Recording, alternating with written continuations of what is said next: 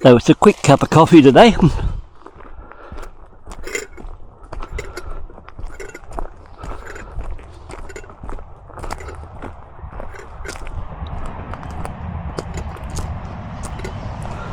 I think here will do.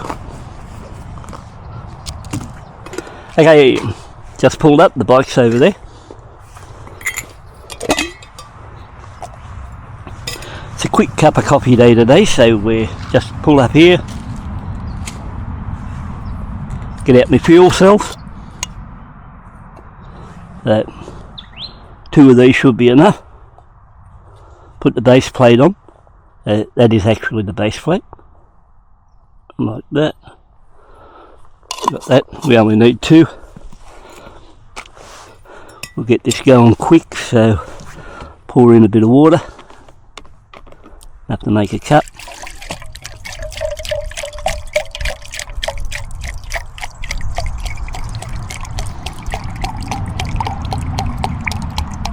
Ooh, that should be enough. Just clear this area a little bit here. Now with these fuel cells you can just cook straight on. So you only just touch that and there it is, it's alight already. We'll just put that on.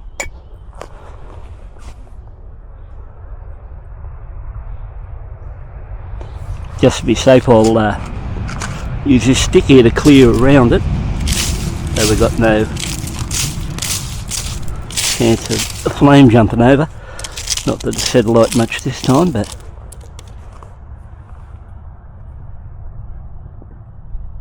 when you're using metho, it's really hard to tell at times if the flame's going or not, but it's there working away alright. You can feel the heat coming off it now, and you can see flames coming out here at the side. Like, may not look like it's a light, but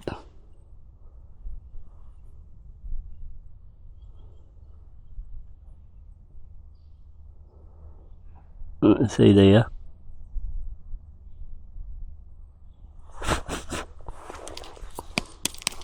Yeah, so well, I'll just get back and just show you. Hey, that's all it is. It's just sitting on those 2 fuel cells there. Got all my stuff there. Fairly warm here today too.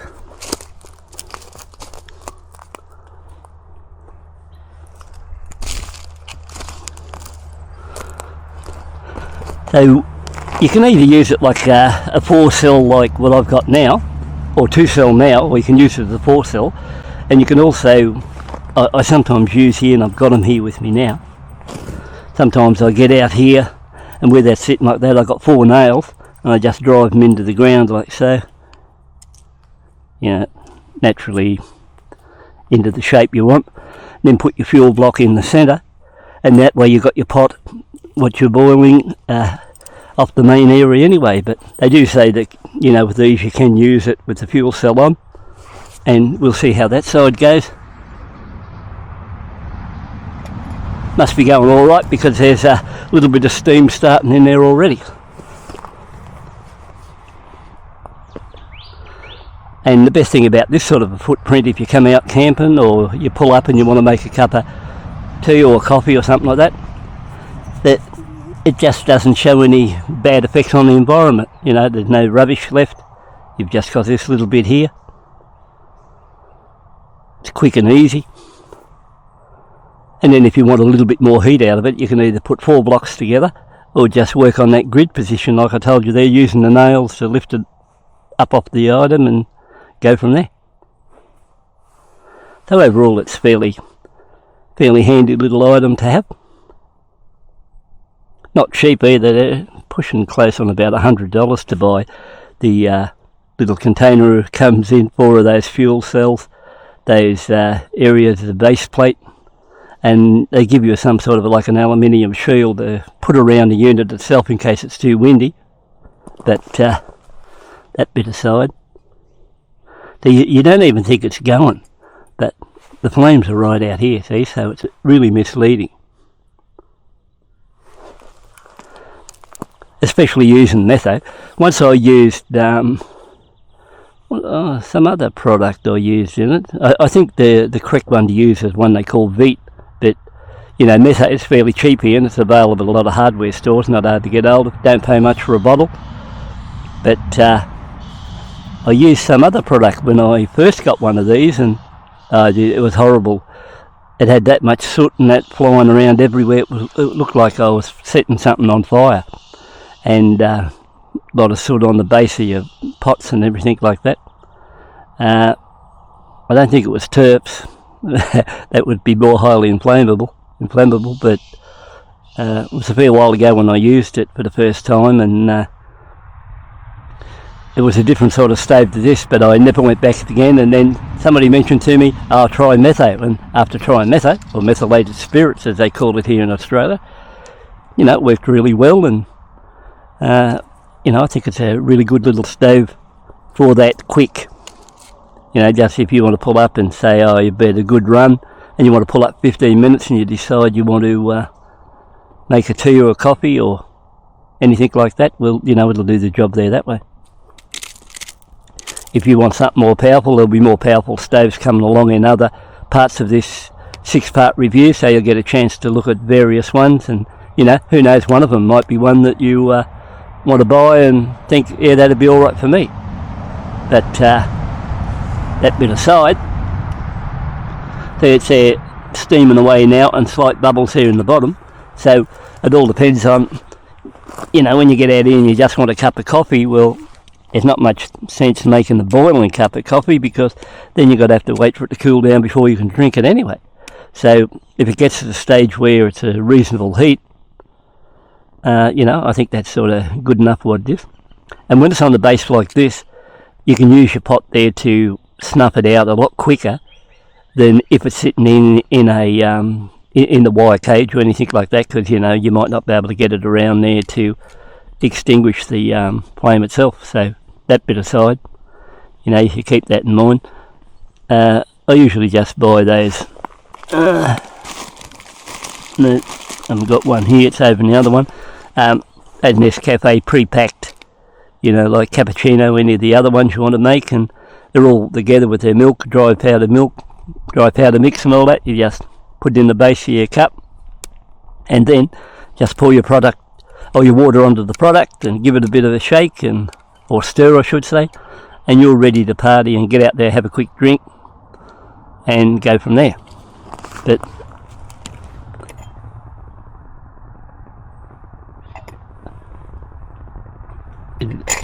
far out and solid and ride on.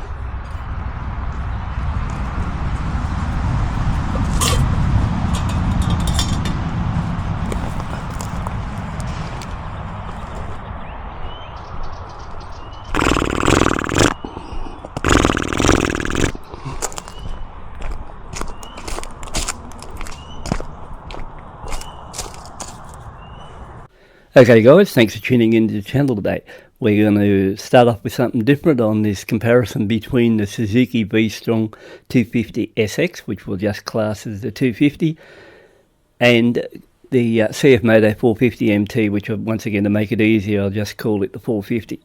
So first off the rank, we're going to take the V-Strom out. Now these tests are going to involve over 3 areas, so it's going to be a sealed road ride, it's going to be a dirt road ride, and then it's going to be a hill climb on sealed road, to give you an idea how both bikes pull decent hills. So that's the idea in that area there. So I've covered everything in that line. Now, while we're at it, if you're here for the first of the channel, these are both my personal rides, so I own both bikes, so I'm not, you know, out hiring a bike to see if I can, or getting a test ride to see if I can put this together. So there are my own actual rides, my own opinions on those 2 rides I've got.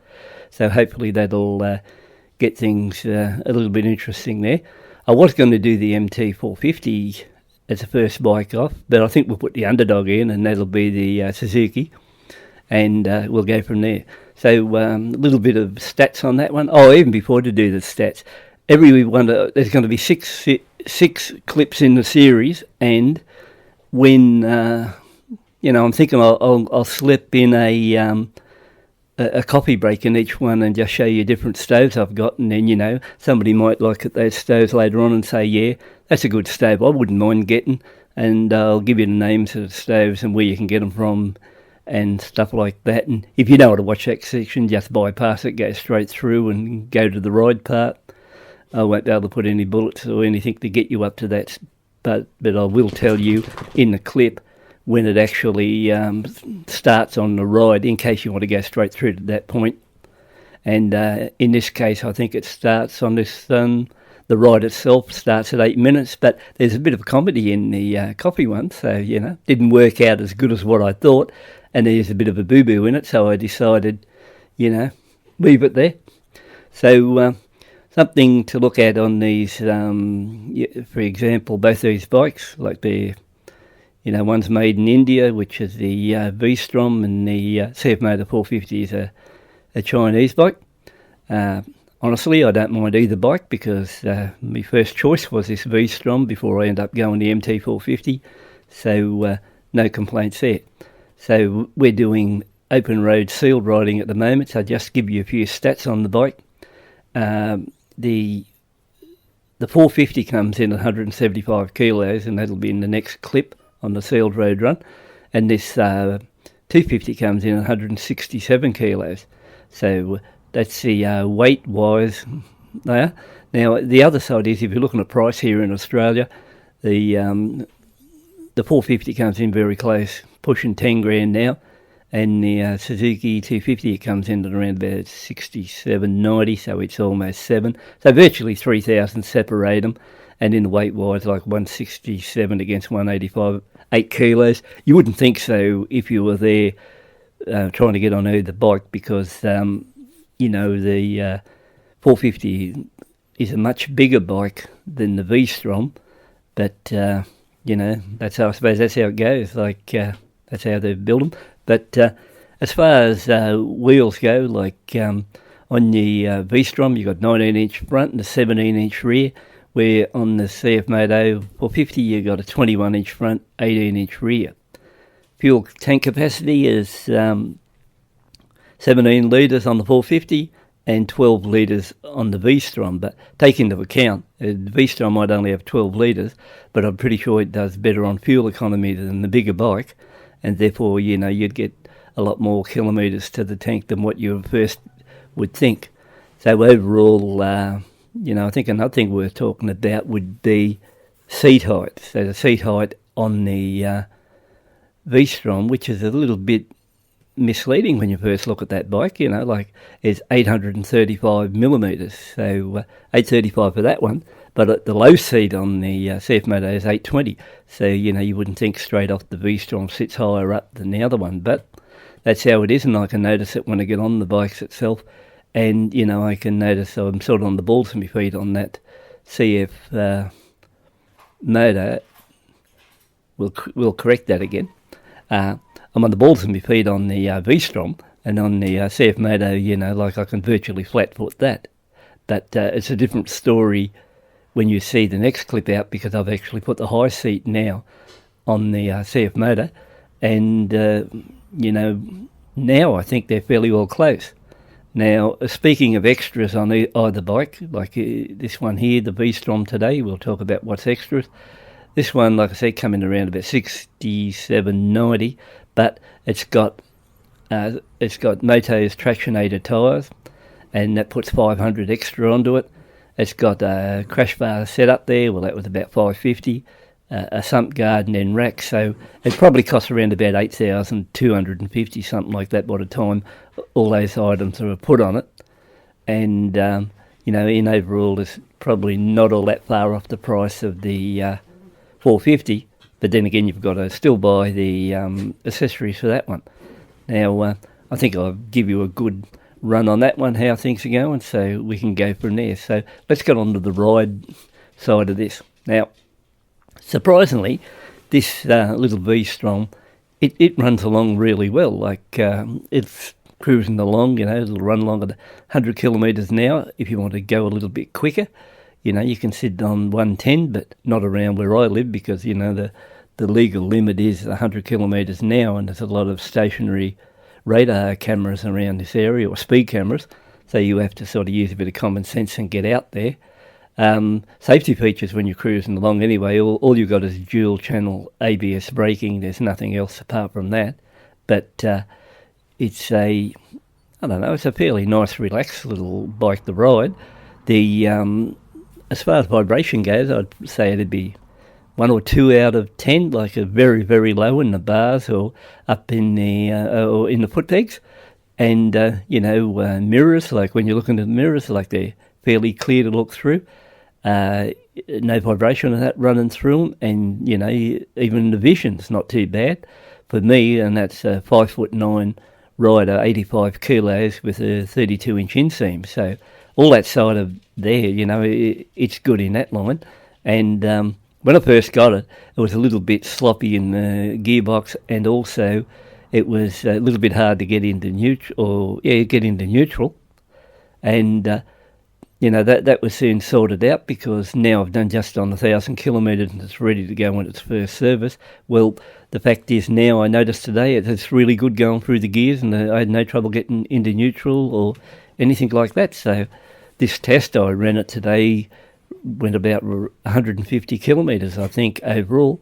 So, got no complaints at all how it runs along at that speed. And I think if you're in the market and you were chasing one of these, I think it's sort of something that you should really consider, especially, for the people who'd be interested in this sort of bike. Could either be, say, if it's an older rider wanting to come back in to motorcycle and he doesn't want to spend much money, or somebody that's a bit tight on the budget, or a learner who just wants a good one to start off with. Well, I could recommend this bike in 3 areas. One, it's a nice, easy bike to ride around town. 2, it cruises out along the road with no trouble whatsoever too. And then for that sort of money, you can get onto it and ride dirt with it. And, probably, I wouldn't say serious dirt, but, you can ride quite a bit of dirt with it with no trouble whatsoever, and it'll handle whatever you can throw at it. When we get into part 2 and I get on the dirt, I'll put up to 90 kilometres an hour. I'm not a good rider by any means, but I'll put up to 90 on the dirt and just show you how well it'll get up and run along. And another thing I like about this Suzuki is it's really got really good fueling. And what I mean by that one, there's no jerky throttle or anything like that. Then again, there's no use there snapping throttle around thinking you're riding you're in a F1 or anything like that, because it's not going to throw you back into the seat. But it's got really good controlled throttle application, and it's a really smooth map on this bike all the way through. So it won't intimidate a new rider or anyone like that, and it probably would be a bit of a downer for somebody who likes 70 horsepower or 90 horsepower, because those same people don't go much on 44 horsepower, which is what the 450's got.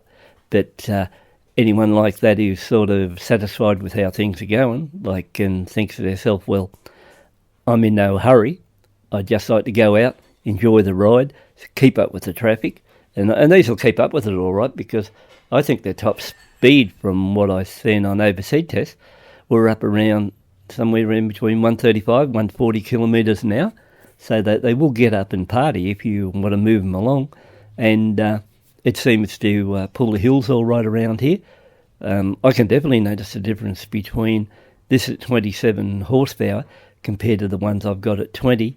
And there's a Lone Ranger there at 10 horsepower. So, when you look at those sort of bikes, I think it's pretty good. The original seat I wasn't all that happy with, and I thought it was a bit hard to sit on. And today, on today's run, I noticed it's a lot better, because I pulled that seat off, did a cut out the bottom and put a gel insert in it, and that part worked all right.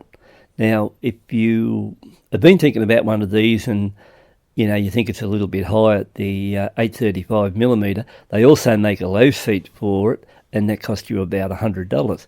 So, that's another way you can get out of it if you want to go. But I don't know. A few years back, I bought a Suzuki DRZ 400E, and I only took it for one ride, and I was at draw it up from the fact that I was sitting up that high, 900 something mils, I think, off the seat, that I only took it for the one ride out, rode it back, and rode it straight onto Gumtree, I think it was, because I just didn't feel safe on it. And a bloke who actually bought that bike off me ended up taking it up to the Cape and running it up there, but I just didn't feel safe. Where this one here at 835 in stock form, well, it didn't sort of worry me much. You could tell I was sitting up, I could tell I was sitting up higher immediately, but I also noticed that the height increased when I put these Moto's Tractionator tyres on it too. So as soon as I fitted those tyres, I think it went up another, 35, 50 mil. So I noticed when I took the bike in and then come back a few hours later to pick it up, I thought to myself, geez, I'm further from the ground than when I brought it in.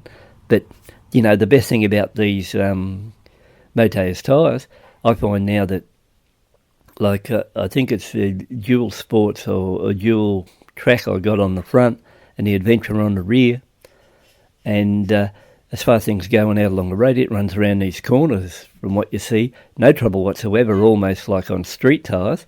And then when you get onto dirt, it really parties along there and you can move it along at a fair bit of pace. Now, on the other bikes, like for example the Classic 350, I've got a Moto's Adventure front and rear, and they're not really good at all. The front one puts vibration through the tyres, or tyre hum I should say, and it also throws in a wobble at 100 kilometres an hour. And even on the Honda GB350 I've got another combo there, and it's not as good, but the one I'm running on this one is really good, and it just, packs a punch, and it goes along just like as if, you look at the tyres and say, geez, I bet you they'd be a bit dicey, but not the case. They're just like riding street tyres. But I don't know how they'd actually handle in wet weather, because I haven't had it out in wet weather riding it around, so I can't comment it on there. But overall, it's a good package there with, if you look at the bike with 27 horsepower as you're going along, it'll do virtually anything you want to. With that gel insert in the seat, which I bought off eBay, about $45 for the gel insert, put it in, fairly easy to put that on. You got no problems there. It's a good little handling bike, this, running along at 100 kilometres an hour and whipping it through the bends. When you get on dirt, especially with these tyres, you can really party and, like I said, move along there at a fairly well pace. If you're just into it for the first time, the instrumentation is fair, I suppose good, but sometimes I have trouble seeing the actual speedo. For me, the rev counter's a little bit hard to see, but I do like the fact that it's got a gear indicator there, because sometimes you're going along with 6th gear and you look down, you go for the 7th, which there isn't naturally, and it's good to be able to look down and see that 6 popping up there as far as that goes that way. So, overall, it's a good package. It's really ready to go in now to get its first service, but that's not going to happen. I think when I bought the bike several months back, the dealer said to me, I asked him how much for the service, and he said about $350. And I'm thinking, that's not going to happen, because I can just pick up an oil filter myself, because that's the best thing about these. They have got an oil filter you pull out, compared to some of the smaller bikes where they either haven't got one at all, they've got the other type in it, like, some of those smaller Hondas and that. But it's got that, and I'm going to put semi-synthetic oil into it. I think I'll be able to do the oil change for around about $50, and, compared to waste $350 on somebody that's going to do the same, maybe, and maybe just wipe the bike over with a bit of grease or something like that and say, we went right through it and everything's right. So I'll take the risk and fire it along there and see how things go that way. As far as the headlights go, I can't really comment much on those, because I haven't had this bike out at night time, but, they seem to be fairly bright, when the times when I've got out there and turned it on or kicked it over when it's been late in the evening, and, it throws a fair pattern. But I never bought these bikes to ride any serious night work or anything like that. I have tried it with panniers on the back of those rails on the back of it, and it seems to run along with those all right. And if they can run along and you can cruise along with those with fully gear at 100 kilometres an hour, you can imagine how much better it'd run without it. And it also handles headwinds pretty good too. It'll run in against the headwinds where some of the other bikes are smaller capacity, it'll just slow them down. So overall, it's got a really good package going for it for what it is, because I've always liked these bikes, and I've always said that I think they were the best value bikes you could possibly buy. And I think if you're a person that doesn't want to spend much money and just after a good value bike, I can't see why you wouldn't go for one of these and be very happy with it, providing it lives up to the expectations you want. And what I'm saying, once again, like 100 kilometres an hour, no trouble. 110, that'd be easy for it too. As you want it to ride around town, go for a long trip, 200 kilometres, no trouble there either. If you want to do a bit off-road riding or dirt road, it'll do that too. The only thing I found with it, it's a bit of an odd shape where the weight seems to be up high. The first one I had, I dropped it and then couldn't get the bloody thing back up and had to go up to the road and wait for somebody to come along and stop, and they could come down and help me lift the bike up. So, that didn't deter me after I got rid of that bike, which I wasn't happy with after that. I went and bought another one. So, to go back and, if you think they were a heap of crap, you wouldn't go back and buy another and go from there. And it was only while I'm putting it against the 450, which really, was a hard call.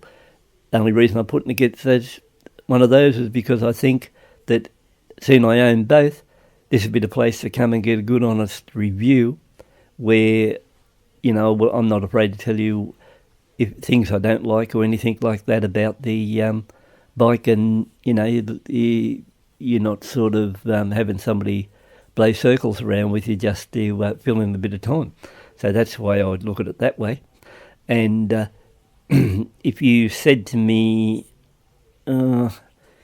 what is your main problem, if anything, about the bike you don't like? The only thing I don't like really is the front braking system. Like the lever itself has got a lot of not play in it, but it's a bit spongy. Now, it was spongy when I first got it at 1,000 kilometres, brand new, and at 1,000 kilometres it's spongy too. It's still the same, when you apply it. But I think that's just the way it is, because the first one I bought was a bit on the spongy side too. But I've been out on there, and even on this trip what we're doing now, I did a couple of hard brakes, one at 100 kilometres down to 60, stopped straight dead, no trouble whatsoever. I give it another braking test, and once again, the brakes stopped with no trouble whatsoever. And then I did a harder test with both brakes on at the same time. And, I just think it's the nature of the bike, and that's the way they got it set up. Mind you, if it had braided lines or something like that, that may have been better. But, I don't think you're going to get braided lines and high-performance pads and everything like that for that sort of money. You go up into the more expensive ones and you don't get them there anyway. So, there's just so much they can give you. But, I think, you're getting a nice bike. It's got a really good motor. I'm really impressed with how that motor goes, and very low in the vibes. You've got a throttle with no jerkiness or anything like that, so really good feeling. So there's two things going for you. You've got a nice clutch, at least you can tell where the bite is on that clutch when you're letting it off so you don't do it. In actual fact, I've stalled me MT450 probably at least 6 times because I can't pick the bite where the clutch is. It's too hard at times because I got quite a few rides, and when I go from one bike to the other, that causes a bit of drama. But, overall, the exhaust note is nothing to get too excited about, but, what do you ride the exhaust of the bike? Most people would ride the bike and then maybe just go along for the run with the exhaust. So that's what I think there. And if I want any noisy or a noisy exhaust, I can get on my GB350, but, and if I want more than that, I can get on to the Honda Grom, and it's got a sports exhaust on it. And believe me, after you've been riding quad bikes for a while, you get onto the noisy ones and say, oh shit, what do I want to put up with this crap? And that's what I found the other day when I took the Grom out and did a 50 kilometre run.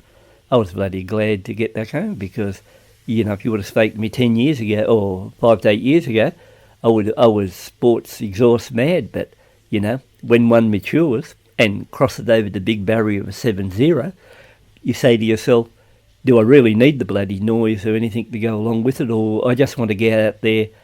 You get enough noise if you get out there and there's wind whistling around you and trucks pass and everything else. You know, you don't need to be travelled on by that. But, you know, once I was really into the exhaust side of it, but now I like the more smoother, quieter ride. So that's about all I can tell you on this bike. You know, you can make up your own mind later on if you want to go any further, but my thoughts to sum up on this part of the ride before we go to the MT450 is it's a really good value for money bike and will do anything that you want, providing you've got reasonable thoughts in that line. And the only thing it won't do is perform like a 450 and move you back into the seat on the lower gear changes. And, you know, you can't win everything. You talk to someone that's got a 700 or a 900, they'll be telling you the 450 doesn't do much for them because there's not enough power. So either way, you can't win. But if you want to win on value for money and a really good bike, buy the V-Strom at this stage, because once you see it working on the dirt, you'll say, yeah, geez, that thing sort of performs all right. And as far as the things go after that, it'll be just able to make your own choice. But my thoughts are, you don't have to spend a lot of money to have a lot of fun, and you will have a lot of fun on this bike. So this is me signing out on this one, and cheers for now.